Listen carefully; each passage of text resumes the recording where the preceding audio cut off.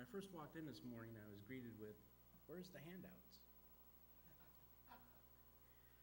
And I hope you look forward to those, and I'm glad you look forward to those, but I didn't do any today. In fact, I didn't even do a PowerPoint, so we're going old school today. But we are fortunate in that we have this prayer list in our bulletins, and on the back, it is just begging for notes. So please feel free to take notes as you see fit. So today, I just kind of wanted to go through a couple chapters in Matthew. We're going to look at Matthew chapter 24 and 25. And there's a lot in this, but it's kind of a long, lengthy discourse by Jesus. In fact, it goes back to 23, but I decided 2 chapters is enough. And I think it follows, one big thought. I think it was a singular event, just ongoing, and Jesus covers a lot of things. And so we're going to kind of look at that in a little more detail. Now, chapter 24 is talking about the end times, what to look for, and the disciples asked Jesus, what's going to happen? What should we look for? And Jesus responds. And I'm not going to get into eschatology too much. I don't consider myself an expert in that, but we'll address it somewhat. And I'm not going to read the entire chapter for you. I assume you're familiar with it and you'll be able to look at it. But I'm just going to summarize it. So the first thing Jesus addresses in verses 1 and 2 is that the temple in Jerusalem will be destroyed. That happened in 70 AD during the Jewish wars with the Roman Empire. I think that was an important event. One, because when the temple existed, we fixate on the temple as the house of worship and the house of God. But today we sit in a church, and there's a lot of temples sitting out here. We are the new temple for Christ. He speaks that there will be great suffering. Tribulation is called. Hence the term tribulation, which you hear about often. He speaks that there will be false Christs, rumors and wars and rumors of wars, persecution of the believers. There'll be false prophets. And one thing I kind of keyed on this time when I was going through it is the next thing. Love grows cold. Kind of speaking of apostasy here, where believers fall away. But we see that in society now. We see that some difficulty comes in our life, and we see people, how could God allow this? Why did God allow this to happen? How could a loving God, a good God, allow this to happen to me? And they fall away. Has anyone known anybody that? I think we've all kind of witnessed that. And you hear it in the news. People talk about it all the time. How could a loving God, why should I believe in a God that allows this? I think there's some bad theology associated with that, where we think that God is in control of everything and that everything comes for a purpose and a reason. And in fact, oftentimes we hear people in the church, when you've gone through a terrible event, like you lost a child or whatever, and we say, but God has a plan for this. And, you're going to be able to talk to somebody later. That may be, that's a lot of nonsense too. Suffering and hurt is not God's plan for us. That is part of living in a fallen world. In the church, we like to talk about, the passage in Psalms. We talk about the valley of death and the mountaintop. A lot of people in the church like to talk about, as Christians, we live on the mountaintop. I don't believe that. I believe here in this fallen world, we're slugging it out in the valley. But as we slug it out in the valley and as we grow closer to God, we can see that mountaintop. We know it's there. We know that we will get there. And that's what keeps us going through the valley, so we can be God's light in this dark world.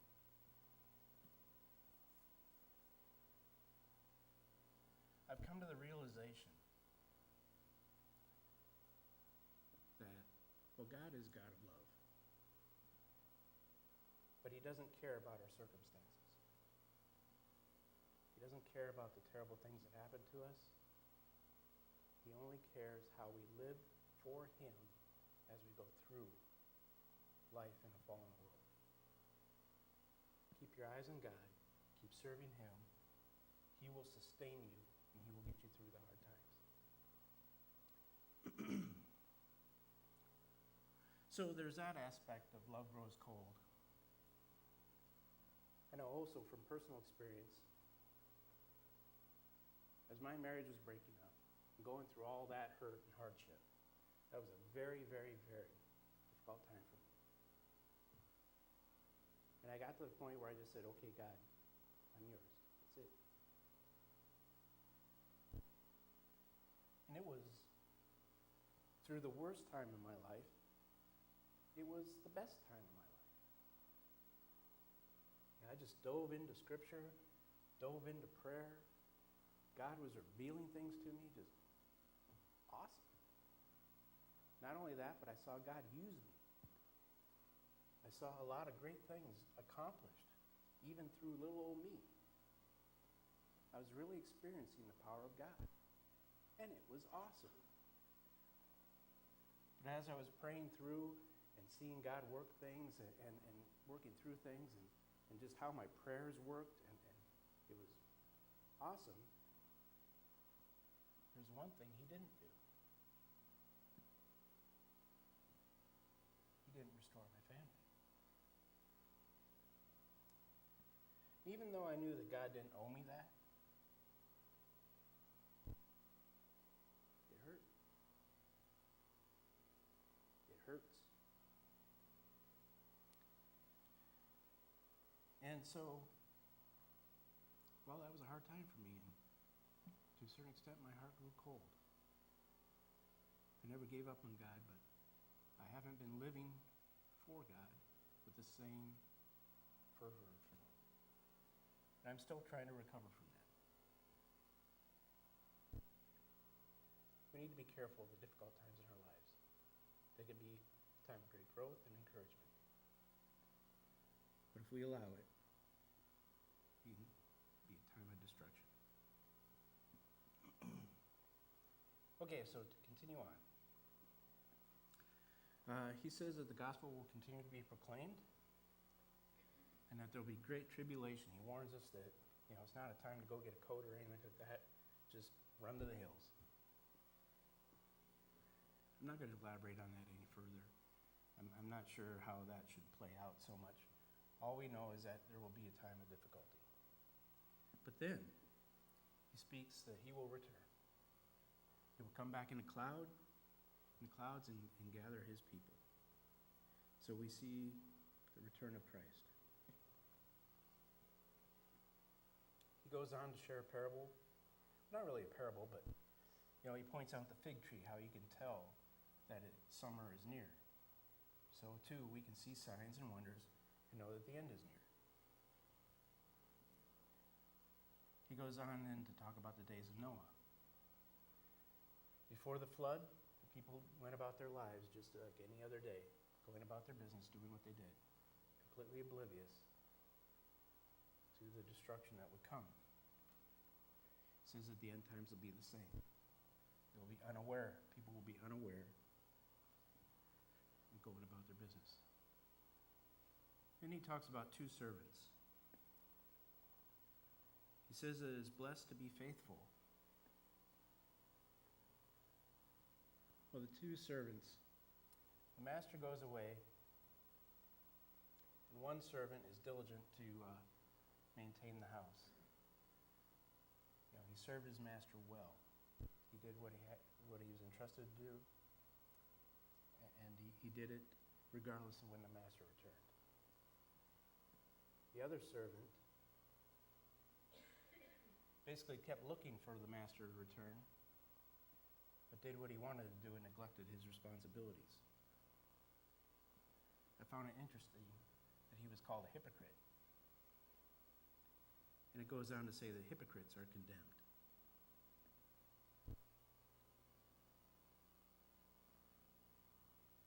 I think it's that second servant is kind of why eschatology is so popular these days. Everyone wants to know what the signs and wonders are. Maybe you've heard of these people that say, well, I believe in God, but I don't want to give my life to him. On my deathbed, I'll make it right then and I'm good to go, right? To a certain extent, I think that's why we're so hung up on eschatology. We want to know what signs to look for so that when we see them, we can get right with God.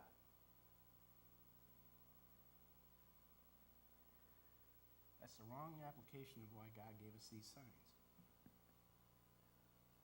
Why are we so arrogant to think that God is a fool?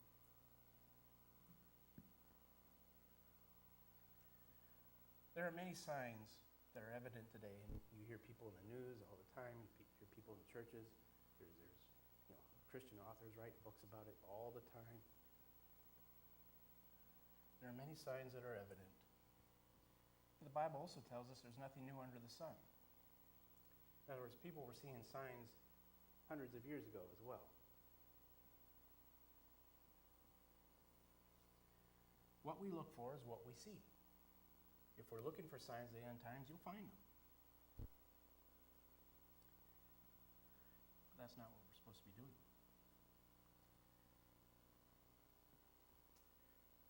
I believe we began living in the last days when Jesus ascended.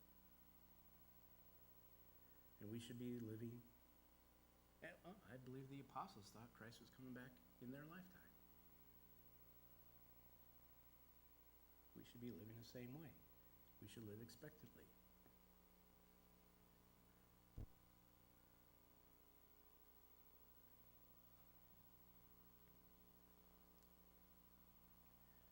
It's good to be aware of these things, but we cannot get caught up in them.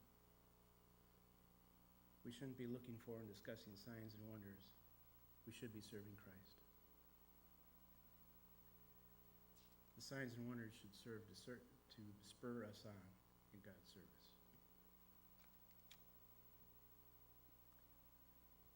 Now, after Jesus tells us all about the signs and wonders of the end times, he goes into a few parables.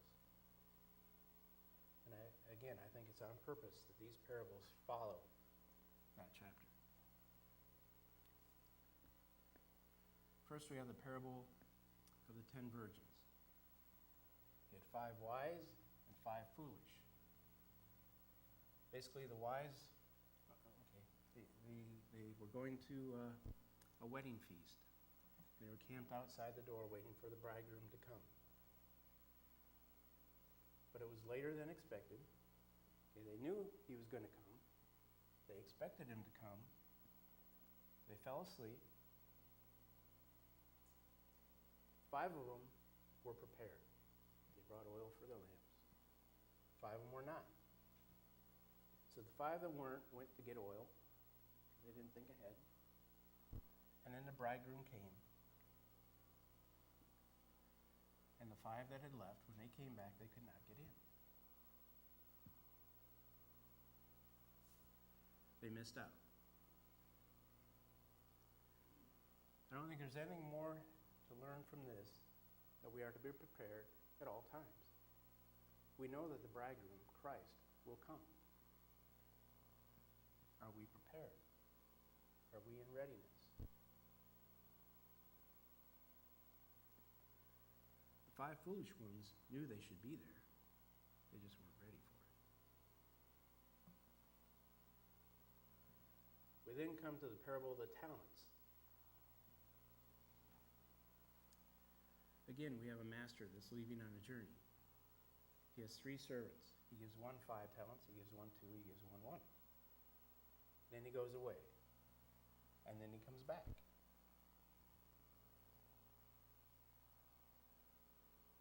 Two servants did well. They compounded the gifts that they had. But the third just returned what he was giving. He was called wicked. We learn from the passage that he knew the master had an expectation, yet he did not follow through. As a consequence, he lost what he was given, and he was cast out into darkness.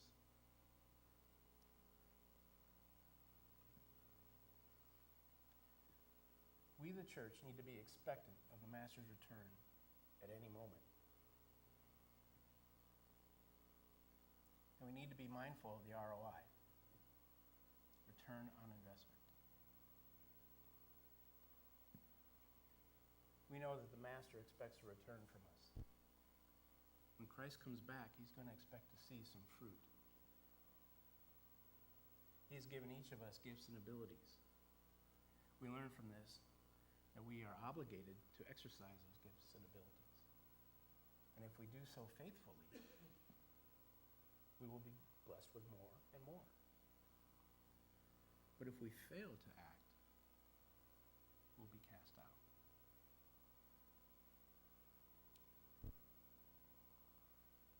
We need to encourage one another in gifts. Whether that is in the exercise of those gifts, or whether that is in helping identify gifts. I know we often see things in others that we don't see in ourselves. I know I've started doing some things because other people pointed out that I could do that sort of thing. It never occurred to me before. As Christians, as a church, as a body of believers, we are to encourage one another and spur one another on to greater things.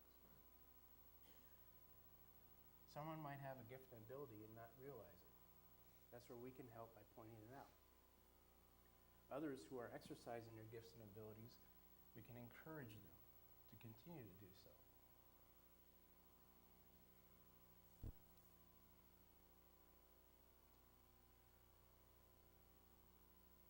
We need to be ready and utilize our gifts and abilities.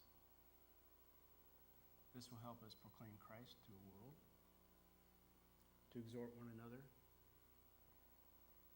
and to love. We were talking this morning about the high priestly prayer of Christ. And we were talking about when Christ prayed, he prayed, let them be one as we are one. Integral to the oneness of Christ is love.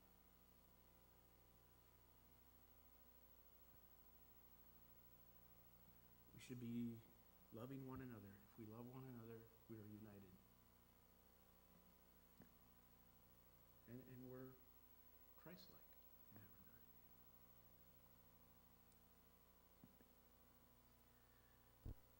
The exercise of gifts is not about others. We tend to be comparative. Don't look at what others are doing. Only be concerned about what your abilities are. It's not a competition. I don't know if you noticed, but sometimes when you give gifts or prizes to kids, they'll tear open theirs and get that, but then they're more interested in what other people got. You ever notice that? I have. Fortunately, when we're adults, we grow out of that, of course. I mean, sometimes, you think, you see so-and-so got a promotion at work or another job, it's like, I do more than he does. I know more than he does. It's the same sort of concept. We need to be faithful to what we are able to do and where to do it. And that needs to extend to the church. We have to guard against jealousy when other people practice their gifts and abilities.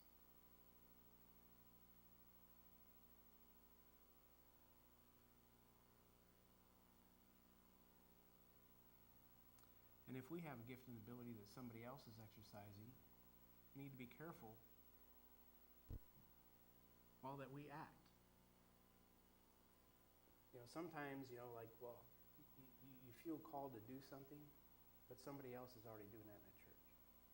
So you don't feel free to exercise that gift. You don't want to hurt their feelings or whatever, That's not the way the church is to be. If you have a calling to exercise a gift or ability, do it. And if that happens to be a shared gift with somebody else, that other person needs to be careful that it's not. Don't get jealous. But another aspect of that I think we overlook is that person might be just thinking, boy, I sure wish somebody would help. Don't let the little walls that we build up keep us from fulfilling God's purpose in our life, especially within the church. We're to be different from society, and there's no reason to create drama where drama doesn't need to be.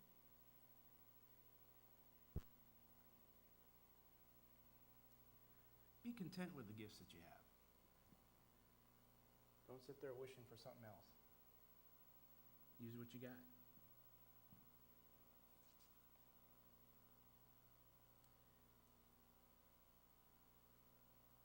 And try things. Sometimes you don't know what a gift or ability is until you actually try to do it.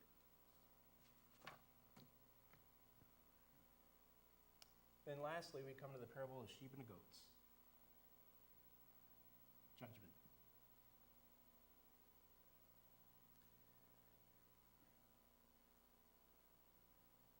We hear that the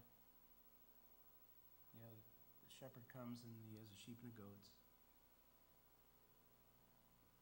And the sheep did what, let's go ahead and read that one.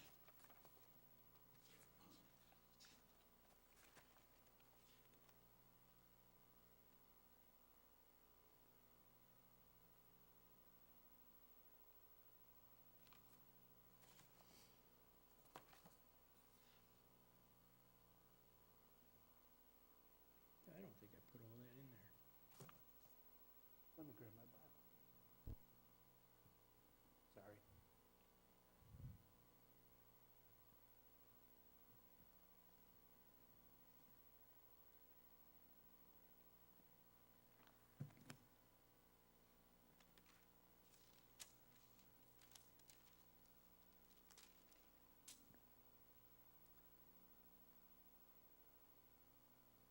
Okay. But when the starting at verse 31. But when the Son of Man comes in his glory and all the angels with him, then he will sit on his glorious throne, and all the nations will be gathered before him, and he will separate them from one another as a shepherd separates the sheep from the goats. And he will put the sheep on his right and the goats on his left. Then the king will say to those on his right, Come, you who are blessed of my Father, inherit the kingdom prepared for you from the foundation of the world. For I was hungry, and you gave me something to eat. I was thirsty, and you gave me drink. I was a stranger, and you invited me in. Naked, and you clothed me.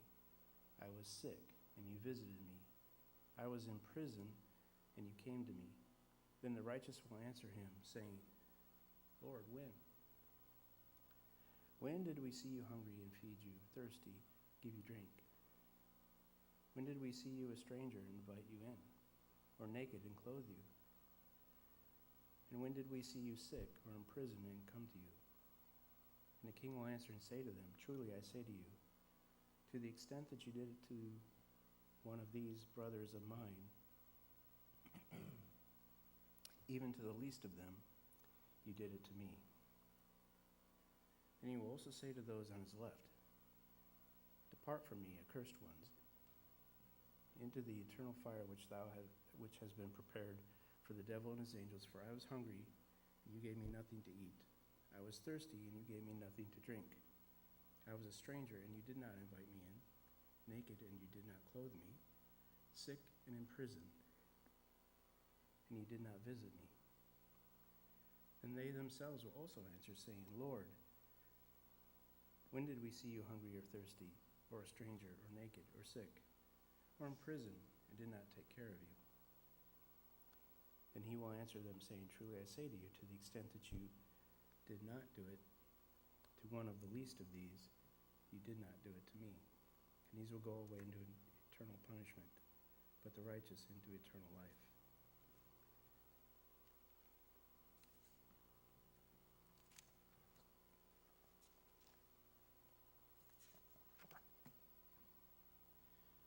The sheep, the righteous, were just going about their lives.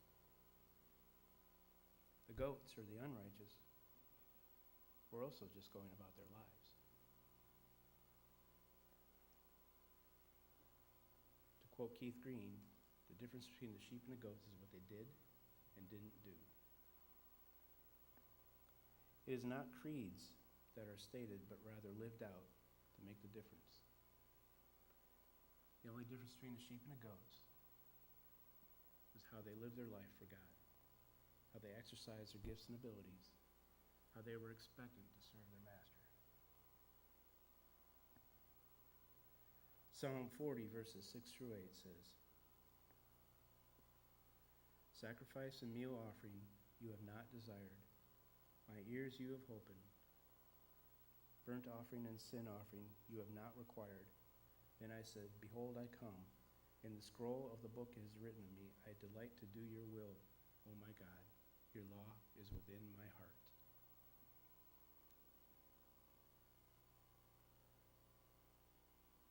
If we are truly seeking God and His purpose, His acts will work through us as part of our life, how we live our life.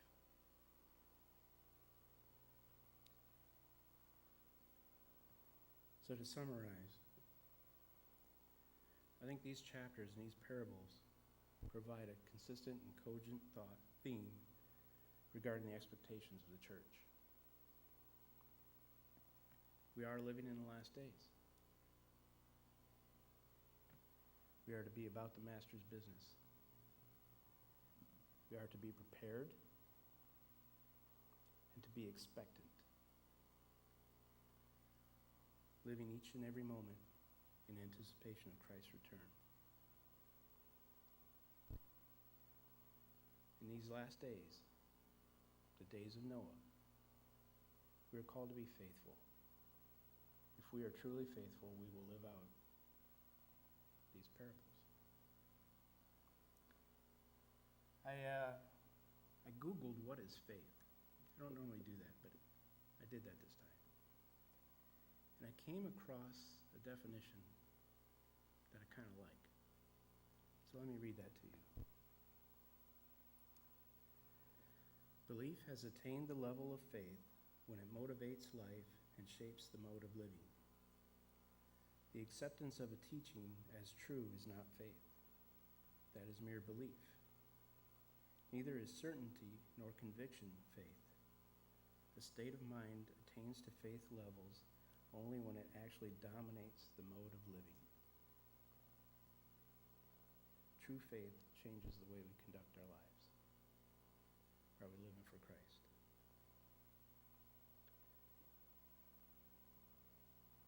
So now we come to the time of invitation.